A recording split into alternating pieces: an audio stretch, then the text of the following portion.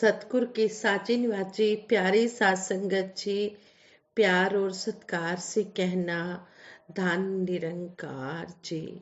सबसे पहले सतगुरु माता जी, निरंकारी राजपिता जी, निरंकार सात संगत माँ का दासी शुक्राना करती है, जिनकी अपार कृपा से यह जीवन का सफर बहुत ही आनंद में बीत रहा है। और आप सभी के आशीर्वाद से दासी ये मन के भाव ये प्रकट करने जा रही है। आप जी आशीर्वाद देना कि जिस तरह दासी इस दर पर लगी हुई है और सीख रही है, इसी तरह आप संतों के बीच में बैठकर ये सीखती ही चली जाए। जो भी आप जी की शिक्षाएं हैं, इनको अपने कर्म रूप में इम्प्लीमेंट करते हुए अपना जीवन सुख में बिताए। सात संगत जी, सतगुरु माता जी भी हमें यही समझाते हैं कि कण कण से शिक्षा, जहाँ से भी हमें कुछ सीखने को मिले, हमें उसे वहीं से ग्रहण कर लेना चाहिए। ऐसे ही दासी एक स्टोरी ज्ञान अमृत की पढ़ रही थी, तो उस स्टोरी में हमें बहुत बड़ी शिक्षा मिली है। कहते हैं कि कहते हैं कि भगवान आदिनाथ ने प्रथम तीर्थ कर भगवान आदिनाथ ने अपने सभी पुत्रों को 4 शिक्षाएं दी थी। पहली शिक्षा थी कि अपने आप को बदलो। दूसरी शिक्षा थी कि स्वावलंबी बनो, यानी कि किसी पर निर्भर नहीं रहना, आत्मनिर्भर बनना है। और तीसरी शिक्षा दी कि आजाद रहो। और चौथी, हर परिस्थिति में मुस्कुराओ। कैसी भी परिस्थिति आ जाए उसमें घबराना नहीं है, बल्कि इस निरंकार भगवान का सहारा लेते हुए मुस्कुराते रहना है। अपने आप ये निरंकार सतगुरु सच्चा पातशाह सारी परिस्थितियों से बाहर निकाल देगा। लोग सारी दुनिया को बदलने में लगे हैं, या ऐसा कर नहीं जो लोग सारी दुनिया को बदलने में लगे हैं, पर ऐसा कर नहीं पाते। इसलिए स्वयं को बदलने सुधारने में ही सच्चा सुख है। जिस तरह संपूर्ण हरदेव पानी में भी सतगुरु बाबा हरदेव सिंह जी महाराज हमें समझाते हैं, जो स्वयं को ही सुधारे, सच्चा वही सुधारक है। अपनी बागडोर किसी और के हाथ में मत दो, स्वावलंबी बनो, दूसरों की चिंता मत करो। दोनों दोनों दूसरों की चिंता मत करो। होनी बड़ी बलवान होती है, जो होना है वह होके ही रहेगा। किसी भी परिस्थिति में डरना या घबराना नहीं। कहा तो श्री राम जी के राज तिलक की तैयारी हो रही थी, सभी और खुशी हो रही थी। इतना अच्छा खुशियों का वातावरण बना हुआ था, माहौल बना हुआ था, और उसी समय उन्हें वनवास हो गया। भगवान श्री कृष्ण जी का जीवन भी बड़ा दुख भरा रहा। जेल में जन्म लिया, कोई मंगल गीत गाने वाला भी नहीं था। सब कभी सारथी बने, और भगवान कृष्ण जी कभी सारथी बने, और अंत में कहते हैं कि किस तरह जरा कुमार के तीर से परे ही जरा कुमार के तीर से मरे, और कोई रोने वाला भी नहीं था। आज लोग मंदिरों में 1,000-500 रुपए दान देते हैं और चाहते हैं कि उनके नाम पत्थरों पर लिखे जाएं, और यदि उनका नाम कहीं ऐसी जगह थाने में लिखा हो, तो उसे कटवाने में 20-20 हजार रुपए दान में दे देंगे। वहां उसे कटवाने के लिए 20-20 हजार रुपए तुरंत दे देंगे। लेकिन जब मंदिरों में ₹500 दान देते हैं तो चाहते हैं कि हमारा नाम पत्थरों पर लिखा जाए, हमारा पता लग जाए कि सबको हमने दान दिया है।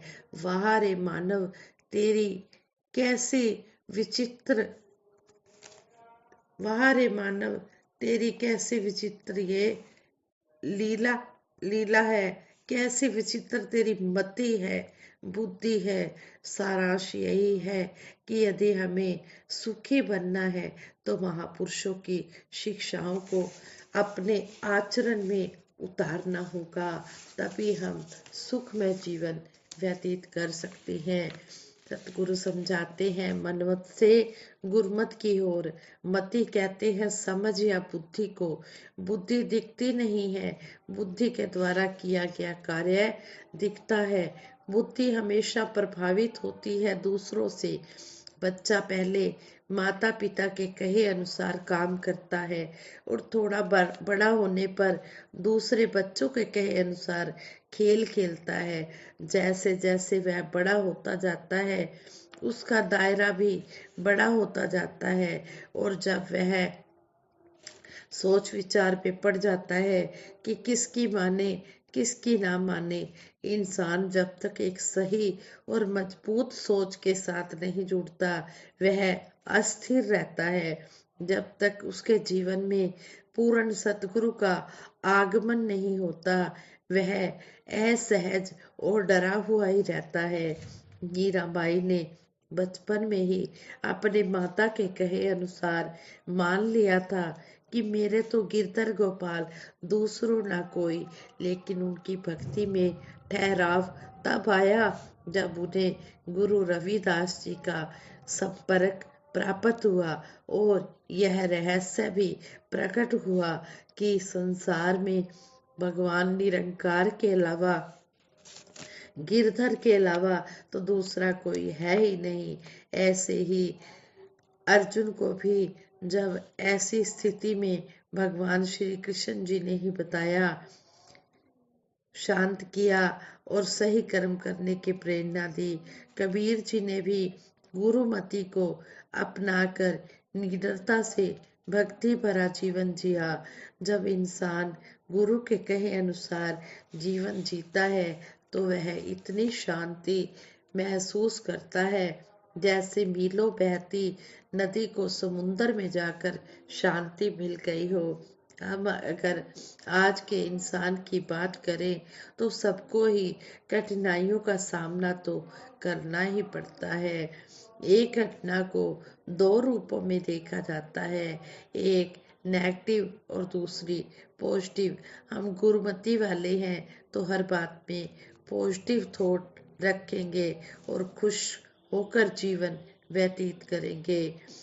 कई साल पहले की बात है, गर्मी के कारण ये महात्मा बता रहे थे, ये बहन जी बता रहे थे, कहते हैं कई साल पहले की बात है, गर्मी के कारण हमने अपना किचन पीछे आंगन में शिफ्ट कर दिया था। एक दिन सुबह उठे तो किचन में चोरी हो गई थी। देखा तो एक तेल का डिब्बा, एक आटे का डिब्बा, आलू प्याज और मिक्सर नहीं थे। हमारी माता जी ने कहा बेचारे जरूरतमंद चोर थे, अगर पता चले कि कहीं है तो थोड़े दाल चावल भी दे आए। मुझे माता जी की यह बात सुनकर बहुत हैरानी हुई हुई लोग तो चोरी होने पर चोरों को बुरा भला कहते हैं, लेकिन माता जी को लगा कि खाने पीने के सामानों के अलावा वे कुछ अन्य लेकर नहीं गए थे। मुझे लगा कि यही है गुरुमति की खुशी, जिसमें दुख में भी सुख ढूंढ लिया जाता है।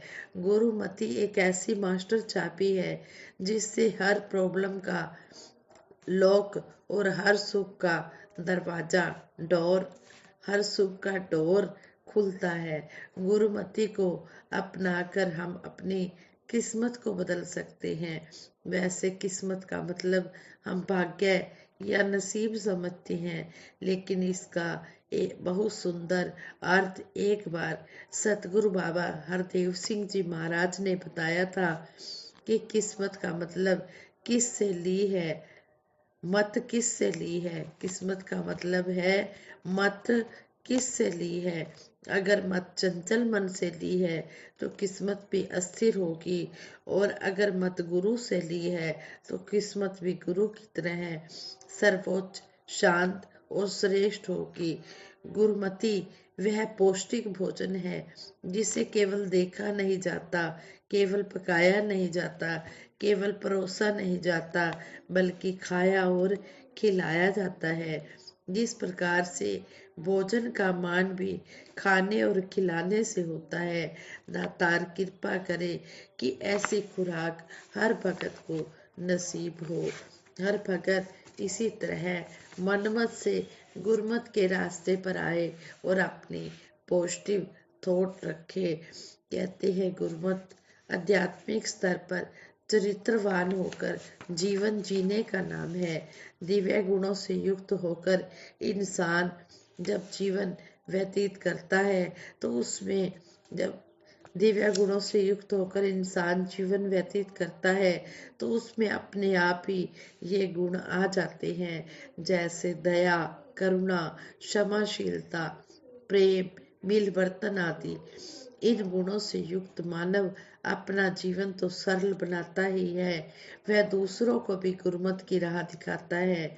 जिस प्रकार कमल का फूल पानी में रहने के बावजूद पानी का असर ग्रहण नहीं करता, इसी प्रकार गुरमत के आधार पर जीवन जीने वाले इंसान संसार में रहने के बावजूद संसारिक असर से बचे रहते हैं। उनकी केवल एक ही सोच होती है, सबका भला करो भगवान, सबका सब विधियों कल्याण। आज इंसान की ऐसी सोच बन चुकी है जिससे इंसान पीड़ित लग रहा है। कामनाएं, लालसाएं, खुदगर्जियां इनके हृदय में ऐसी बस चुकी हैं कि और कोई सोच बाकी बची ही नहीं है। इसलिए संतों महापुरुषों ने कहा भी है, कामी, क्रोधी, लालची इनसे भक्ति ना होए, भक्ति करे कोई सूरमा, जाति वर्ण कुल खोए। वास्तव में गुरमत की भावना की कमी के कारण संसारिक भक्ति करते हुए इंसान मनमत की ओर बढ़ता चला जाता है। उसमें आध्यात्मिक जागृति की कमी है। इंसान के मन में काम, क्रोध, लोभ, मोह, अहंकार रूपी जो गंदगी फंसी हुई है, वह इसे गुरसिक्खी की मिठास लेने नहीं देती है।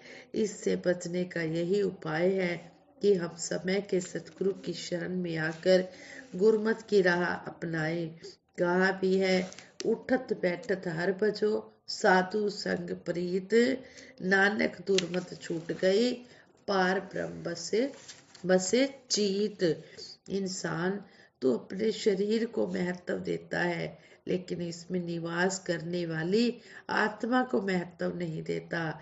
जबकि शरीर का अस्तित्व कितनी देर है। कह रहे हो कि संसार हमारा होगा, ये मित्र पुत्र परिवार हमारा होगा, पर ध्यान रहे जब काल प्राण लेता है, गैर तो गैर है, तन भी साथ न देता है। फिर भी आज इंसान वही कर रहा है जो उसे खुशी देता है, चाहे इससे दूसरों को दुख या कष्ट ही क्यों ना सहना पड़े। जबकि संतों ने तो यही कहा है कि इंसान तू आध्यात्मिक जागृति को महत्ता दे, जो तेरे जीवन को बदल देने वाला है। महापुरुषों ने लट करते हुए कहा है, करो विनंती सुन मेरे मीता, संत टहल की बेला, निहा खाट चले वरिला, आगे वसंत सुहेला। और संत कबीर दास जी भी कह रहे हैं, कबीर सुता क्या करे, उठना जपे मुरार, एक दिन सोमन होएगा, लांबे गोड पसार। महात्मा किस लिए जगा रहे हैं? क्या किसी जॉब के लिए? क्या शरीर को एक्सरसाइज करके स्वस्थ करने के लिए, या कोई राजसत्ता हथियाने के लिए? नहीं, महात्मा इसलिए जगा रहे हैं कि हे इंसान, इस अवसर से लाभ उठाकर इस सच्चाई को प्राप्त कर ले अपने मूल प्रभु परमात्मा की प्राप्ति कर ले। अगर सबसे पहले करने योग्य यह काम नहीं किया और बाकी कामों में ही लगा रहा तो जीवन व्यर्थ चला जाएगा और प्रभु के दरबार में शर्मिंदगी उठानी पड़ेगी।